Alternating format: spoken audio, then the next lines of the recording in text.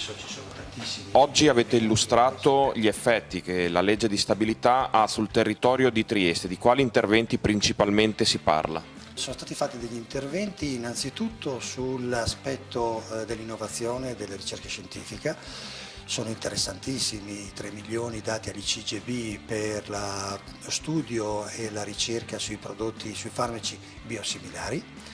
È molto interessante anche i 4 milioni dati sul progetto Argo, dati quindi in gestione all'area di ricerca, che significa un processo di industrializzazione, industria 4.0, quindi digitalizzazione dei processi e dei prodotti della manifattura regionale.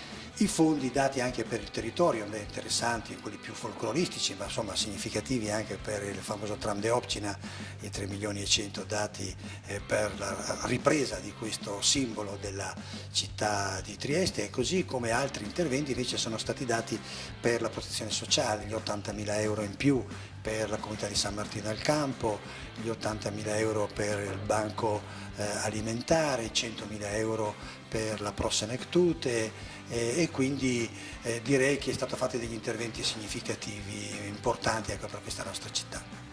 Possiamo festeggiare la partenza finalmente dei 120 milioni di spesa per Catinara Burgo. Se ne è parlato tanto tempo, in questo mese sono partiti davvero i lavori e un evento che per Trieste dovrebbe essere, come dire, sottolineato perché è abbastanza storico.